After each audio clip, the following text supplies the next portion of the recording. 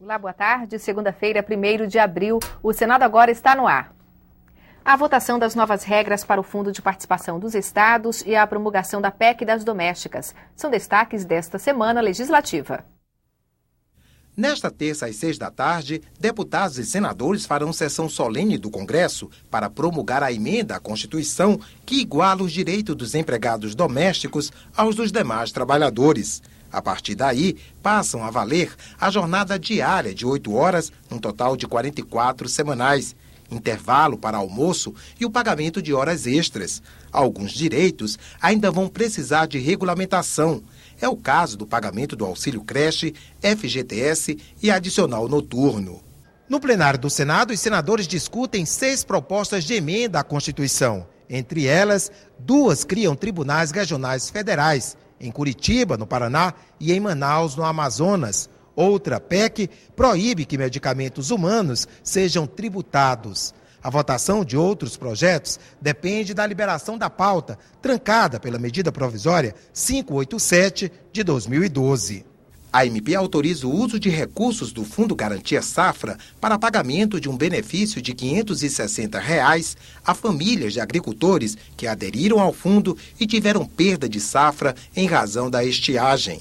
A matéria perde a validade se não for votada até o dia 21 deste mês. Apreciada essa matéria, os senadores podem examinar os vários projetos que tratam da distribuição dos recursos do Fundo de Participação dos Estados. Os líderes partidários ainda estão em busca de acordo para definir os novos critérios do FPE. Casos frequentes de erros de profissionais de saúde no Brasil levaram o Senado a criar uma comissão parlamentar de inquérito para apurar a violação ao direito humano à saúde. 11 senadores terão 120 dias para elaborar um panorama da situação no país e propor mudanças na lei para dar mais proteção aos pacientes. As denúncias enchem as páginas dos jornais. Só em 2012, chegaram ao Conselho Federal de Medicina 468 processos relacionados a erros cometidos por profissionais da área de saúde. São processos encaminhados pelos conselhos regionais de todo o país. Nem todos eles resultam em condenação, mas a média é de 24 cassações de registro por ano, ou 2 cassações de médicos por mês. Para o vice-presidente do Conselho, Carlos Vital, é preciso muito cuidado na análise dos casos. Há também falhas de outros profissionais que não são médicos. Óbvio, não há circunstâncias em que o próprio médico também comete o seu erro profissional, mas são condições oferecidas ao trabalho da medicina, eu diria de forma precária, sobretudo na área da assistência à saúde pública, fundamentalmente nessa área, que torna o descontentamento, a denúncia, a revolta de quem é assistido de forma inadequada, mais frequente nesse país. As denúncias de erros envolvendo dirigentes de hospitais públicos e privados, médicos e outros profissionais de saúde vão ser investigados por uma comissão do Senado formada por 11 senadores. Mais do que apurar casos, a CPI pretende investigar qual tem sido a atuação dos conselhos profissionais, da polícia e dos poderes executivo e judiciário nesses casos. Além disso, os senadores pretendem apurar se a legislação oferece proteção suficiente ao usuário do sistema de saúde e discutir que mudanças podem ser feitas para dar mais segurança ao paciente.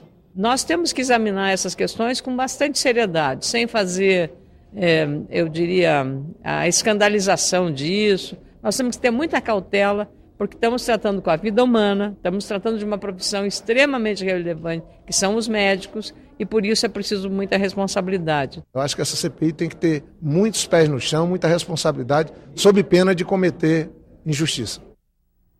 O Conselho de Comunicação Social do Congresso Nacional se reuniu hoje para analisar várias propostas ligadas ao setor, entre elas o regulamento da Agência Nacional de Telecomunicações e a que federaliza os crimes contra jornalistas. Quem tem mais informações é o repórter Ronaldo Martins.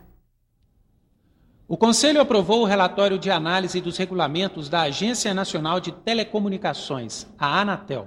A agência vai enviar mais esclarecimentos sobre a dispensa de exibição dos canais obrigatórios pelas empresas de TV por assinatura. Também foi aprovada uma moção de apoio ao deputado Protógenes Queiroz, autor do projeto que federaliza as investigações de crimes contra jornalistas. O Conselho sugeriu que a medida se estenda a outras categorias profissionais, como os radialistas. Nós estamos falando de pessoas, de vidas, de profissionais que levam o seu sustento para casa em função desse trabalho árduo que é de comunicar e comunicar com isenção. Quem exerce a função, o trabalho de informar a população, jornalisticamente, são jornalistas e radialistas. Portanto, não caberia ficar fora os radialistas. Um projeto de lei do Senado propõe penas mais rígidas para quem matar agentes públicos de segurança e integrantes do Judiciário. O texto aumenta a pena de prisão para o autor do crime, que também passa a ser considerado hediondo. A matéria está em análise na comissão do novo Código Penal. Nos 10 primeiros meses de 2012, 229 policiais civis e militares foram assassinados no Brasil. 98 só no estado de São Paulo. Quase 80% deles foram mortos durante a folga. O índice elevado levou o senador Ciro Nogueira a elaborar um projeto de lei que torna crime hediondo o assassinato de policiais e agentes públicos, como defensores, promotores públicos e agentes penitenciários. Além disso, a proposta aumenta para até 30 anos o tempo de prisão para esses casos. São pessoas, são pais e mães de família que estão protegendo a sociedade e tem que haver uma ação tanto do poder público como do Congresso Nacional, do Poder Legislativo, que possa criar leis que possam proteger a vida dessas pessoas, né? A proposta beneficia juízes, policiais, promotores e defensores públicos, agentes penitenciários e guardas municipais. No caso de crime hediondo, o autor não pode pagar fiança para responder o processo em liberdade e não tem direito a indultos e folgas em datas especiais.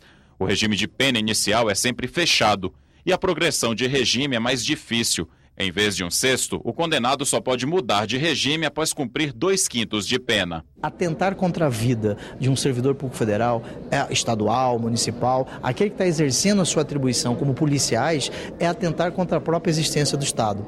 Isto pode trazer para a sociedade e trazer para aquele que pratica esse tipo de crime uma maior certeza da punição. Por isso, nós temos que discutir, e eu entendo que essa discussão é válida e deve ser feita aqui no Congresso Nacional. Os policiais elogiam a proposta, mas acreditam que a melhor forma de combater a impunidade é aprimorar a investigação dos crimes. Segundo o Sindicato dos Policiais Federais do Distrito Federal, o Brasil só consegue concluir cerca de 10% de todos os inquéritos policiais. No Chile, por exemplo, esse índice chega a 80%. Tem que haver, sim, uma majoração nessa pena. Mas não vai ser isso que vai resolver o problema no Brasil. Nós temos uma persecução criminal como um todo muito morosa. E o que nós precisamos é dar maior celeridade, maior eficiência à nossa persecução criminal. Aí sim nós vamos perder um pouco dessa sensação de impunidade no Brasil. Nós acreditamos que existem, em paralelo, algumas outras atribuições do Estado que nós gostaríamos de ver resolvidas, né? E para isso, nós já temos aí se arrastando por longos anos a reforma do Código Penal, que ele por si só seria também um fator que desestimularia a prática de delitos contra os agentes públicos. Este especialista em segurança pública afirma que o projeto não vai inibir novos crimes. O crime organizado é cada vez mais competente nas suas ações criminosas, muito bem armado e atua em rede.